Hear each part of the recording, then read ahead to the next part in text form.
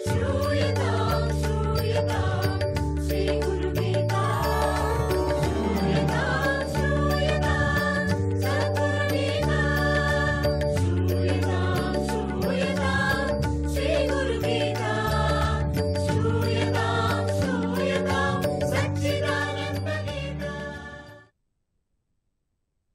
గురుదత్త.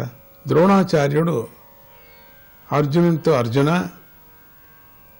విలువిద్యలో నిన్ను మించిన వారు లేనట్లుగా నీకు విలువిద్య నేర్పుతాను అని ఒకప్పుడు వాగ్దానం చేశాడు కదా. సరిగ్గా ఇదే సందర్భంలో వారి దగ్గర ఉన్నటువంటి వేట కుక్క మరిగింది.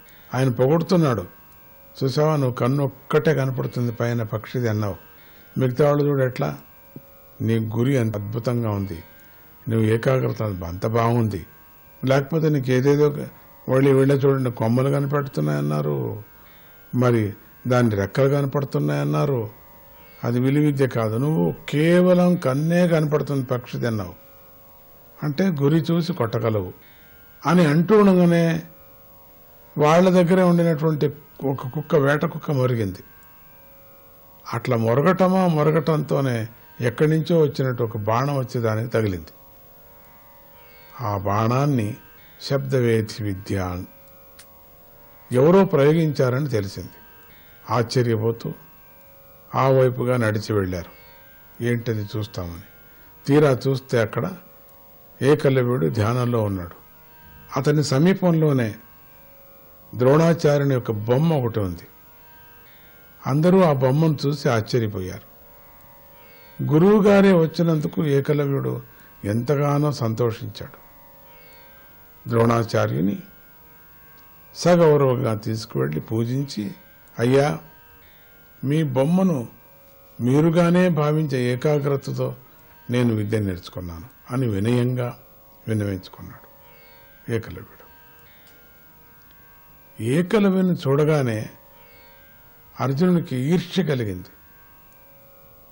తనకంటే ఎక్కువగా ఏకలవ్యుడు విద్య నేర్చుకున్నాడు అనేటువంటి భావం ఏర్పడింది. అర్జునుని యొక్క భావాన్ని గ్రహించాడు ద్రోణుడు. గురువు దూరదృష్టితో ఆలోచించాడు. ఒక నిర్ణయానికి వచ్చేసి ఏకలవ్యునితో, నాయనా, నా వలనే కదా నీవు విద్య నేర్చుకున్నావు అని అడిగాడు. అవును గురుదేవా అన్నాడు ఏకలవ్యుడు. అయితే మరి గురుదక్షిణ ఇవ్వాలి కదా అన్నాడు ద్రోణుడు. ఏం కావాలో సెలవీయండి అన్నాడు ఏకలవ్యుడు. ఏమీ లేదు, నీ కుడి చేతి బొటన వ్రేలు ఇవ్వాలి అన్నాడు ద్రోణుడు. ఆ వాక్యం పూర్తి కాకముందే తన కుడి చేతి బొటన వ్రేలు కోసిచ్చేశాడు ఏకలవ్యుడు. ఈ దృశ్యం చూడగానే అర్జునుని మనస్సులో ఎంతో బాధ కలిగింది. అయ్యో, నా వల్ల కదా ఇతనికి ఇంత నష్టం కలిగిందని తాను చాలా పశ్చాత్తాపడ్డాడు. ఏకలవ్యుడి గురుభక్తి అసామాన్యమైనది. అయితే ద్రోణుడు అతడి వేలు కోసి ఇమ్మనటంతో ఒక అంతరార్థం కూడా ఉంది.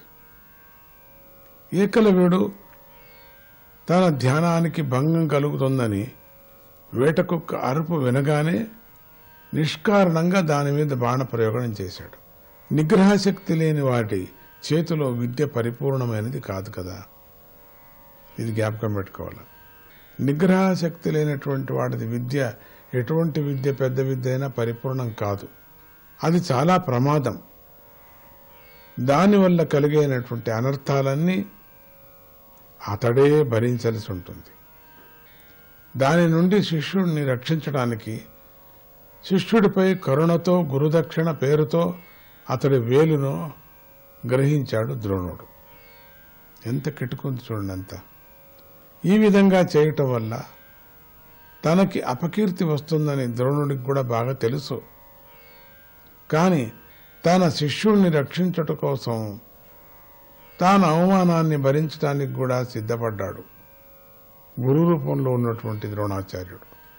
ఈ కథ మనకు చూసినప్పుడు ఇంత పెద్ద ద్రోణాచార్యులు, అంత పెద్ద విలువిద్య నేర్చుకున్నవాడు, తాను చెప్పకపోయినా ఏకాగ్రత నేర్చుకున్నటువంటి వాడికి బొటనవేలు తీసిమ్మన్నారే, ఇది బాగుందే అని కూడా మనం అనుకోవచ్చు.